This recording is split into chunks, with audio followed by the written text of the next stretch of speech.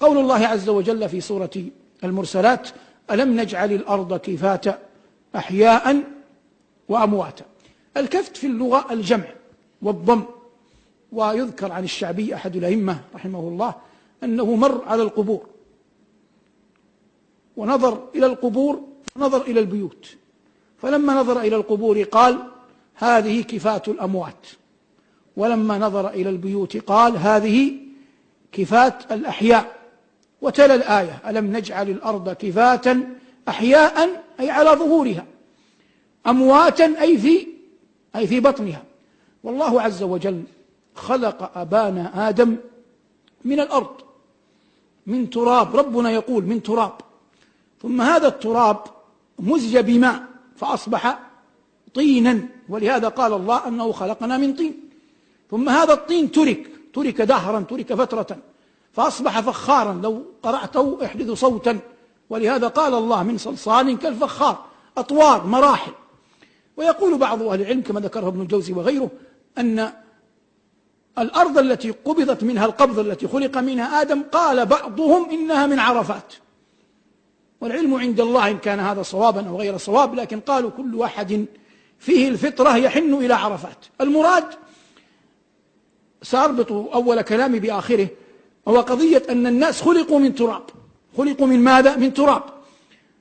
والله يقول هنا: ألم نجعل الأرض كفاتا أحياء وأمواتا.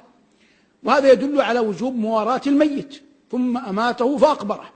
دلت الأحاديث عن نبينا صلى الله عليه وسلم عن ما يعرف بضمة القبر.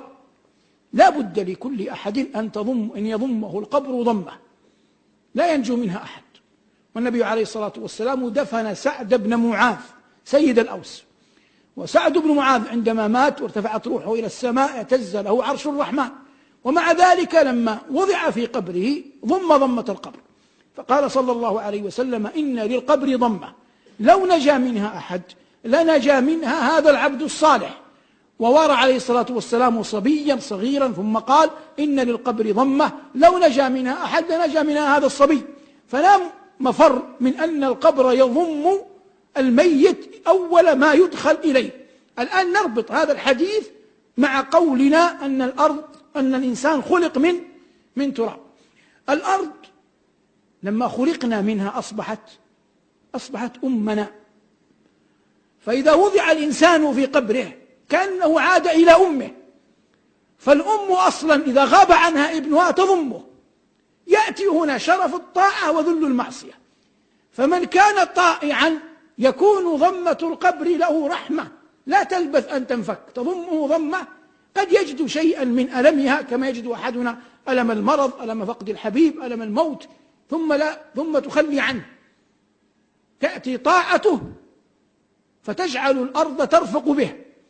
والكافر عاذنا الله وإياكم، فإذا وضع في الأرض فإن الأرض تضمه باعتبارها أما له، لكنها لما تعلم أن الله ساخط عليه وأنه متلبس بالمعاصي تضمه ضمة تختلف منها أضلاعه كما دلت عليه الأحاديث. فهذا وجه الربط ما بين الضم ما بين قول الله عز وجل: ألم نجعل الأرض كفاتا أحياء وأمواتا. كمنزع فقهي في الآية، معلوم أن الله عز وجل يقول: والسارق والسارقة فاقطعوا أيديهما جزاء بما كسبا نكالا من الله والله عزيز حكيم. وأهل الفقهاء يقولون إنه حتى يقام الحد لا بد من شروط.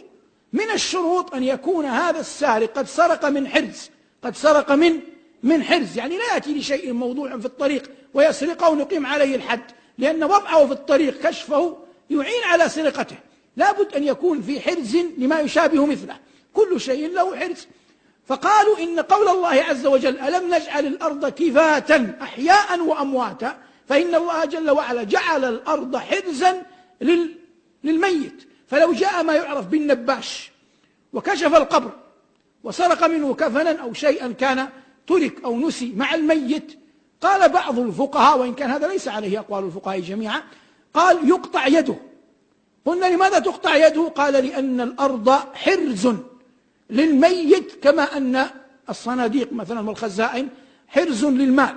لكن كما قلت هذا ليس عليه كثير من أهل العلم، ويبين في موضعه، لكن المراد قضية كيف يستنبط الإنسان الفقه من القرآن. كذلك أن الإنسان يقص أظافره، هذه القلامة التي تقص الأفضل مواراتها في الأرض، لأن الله قال ألم نجعل الأرض كفاة أحياء وأمواتا، وهو ما يقص من يدك من أصابعك هذا شيء ميت منزع لا حياة فيه لا روح فيه، فالأصل أن يدفن في الأرض. وفيه دلالة كما قلنا من حيث الإجمال على وجوب مواراة الميت، وقد دلت سنة نبينا صلى الله عليه وسلم على وجوب مواراة الميت وإكرامه بعد غسله والصلاة عليه.